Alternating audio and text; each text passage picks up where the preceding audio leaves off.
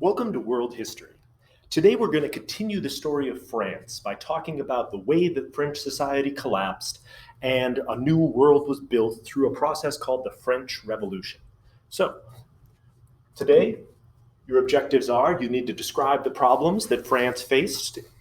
You need to understand the debates and why the Estates General could not solve these problems. And we're going to analyze how the fall of the Bastille represented a turning point in French history. So, when we last left France, Louis XV was fighting an expensive war in Europe and on the American continent that put him massively in debt. So, when he died, his son Louis XVI took over, and he had to deal with all of these problems. He also, of course, they were massively in debt because of the massive, beautiful palace that we talked about at Versailles that was built under his great-grandfather, Louis XIV. And Louis XVI made a probably unwise decision to fight in the American War for Independence. And in fighting in this war, accumulated even more debt that they really didn't have the ability to pay. We super appreciate that France did this, but man, it's going to cause a lot of problems for the king and his family. Coupled with this was the tax system of France, which we're going to get into in a minute, that really prevented Louis from raising the money he needed to pay off any of these debts. So the only way that they could get around this is lie about their financial situation in order to convince people to give them more loans. And so that's what they did. They wrote a book of their finances called the Compte Rendu, which laid out all of the money that they were taking in, which totally ignored all the debt they had for Versailles, all the debt they had for the American War for Independence, and all the debt that they still had from the 7 Years' War. So, if you don't look at any of our debts, our books look great and everything's fine. This problem was made even worse by the fact that the social structure in France basically prevented the king from being able to raise the money that he needed.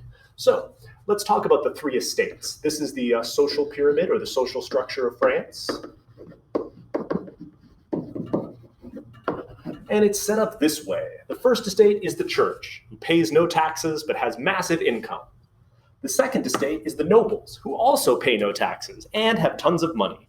The third estate is the only group that has to pay taxes. And they're made up of the wealthy merchants and shop owners, urban workers who are poor, and the peasants who are technically still serfs. They're bound to their lords on their manors, and they have nothing, but they still have to pay significant taxes. And so, to a very real extent, the wealthy people of France, the church and the nobles, don't have to pay anything in taxes, whereas the poorest people have to pay everything in taxes. This is made worse by the fact that if you got enough money, you could buy your way up into the second estate and not have to pay any taxes, which is awesome if you can do that. But it's really problematic for the government because then that's more land and resources that you can't tax. And so it's pretty obvious where this is going. The king is accumulating larger amounts of debt and he has no way to raise money. France went bankrupt. The head of finances went up to Inspector General Cologne, went to the king and said, hey, we've got no money. You're going to need to totally reform this system if we're going to ever get out of this. And there's only one group that could reform this system. It's the legislature of France, known as the Estates General. They hadn't been called in generations, but only they had the ability to remake French society. And so the king, very reluctantly, called the Estates General. The Estates General is made up of all of the different estates here. You can see the clergy, the first estate, have representatives. The aristocracy, the nobles, have representatives. And then the commoners have representatives. But they got into a fight right away over how their votes would be counted, because the third estate wanted everyone to be counted equally. They figured we have the most people, so therefore we should get the most say in what happens. But the first and second estate wanted the votes to be counted by order, in that the first estate gets one vote, the second estate gets one vote, and the third estate gets one vote. This is pretty obvious why they wanted this. Then the first and second estate could vote together, and the third estate would be powerless. And so they didn't even get to debating the problems that France was facing because they were just constantly arguing over whose vote would actually be counted. And so the Third Estate finally totally got tired of this, and they decided that they were just going to meet on their own and try to come up with their own plan, and to heck with these guys, we're tired of talking to them. But when they showed up to meet that day, when they were planning on creating this new body that ignored the other estates, they found that they were locked out of their rooms. And so they went to find a different room in the Palace of Versailles, an indoor tennis court, where they swore a famous oath that they would not be separated until they had remade French society and solved its problems. And so the tennis court oath led the representatives of the Third Estate to form what's called the National Assembly, which is an assembly that ignores the estates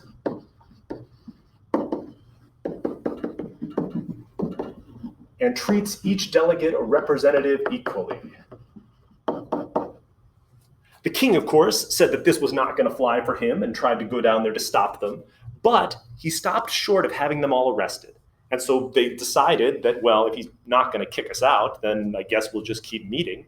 And so they kept meeting, and over time, representatives from the First and the Second Estate started slowly coming in to join them. And before you knew it, the National Assembly was the representative body of the French nation.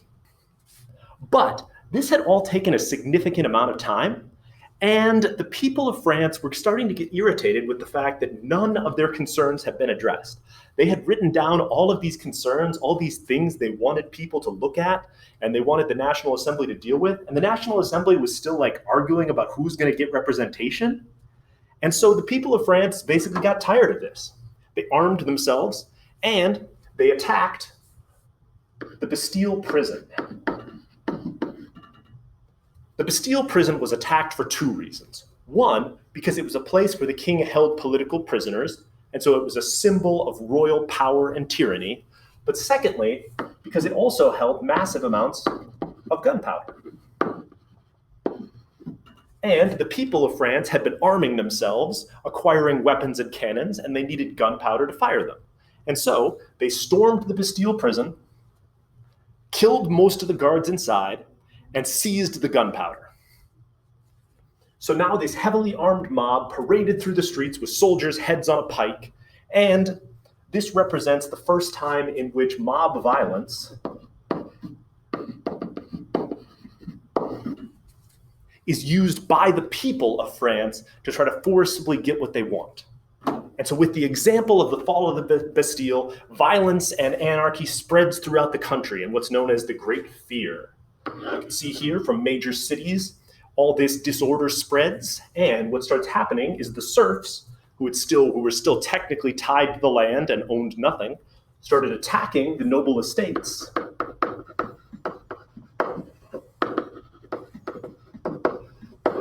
And destroying all records of what they owed and what they were supposed to do, and just seizing land for themselves. And so, in order to try to stop this, the National Assembly decided to totally rework the French government and made all people equal.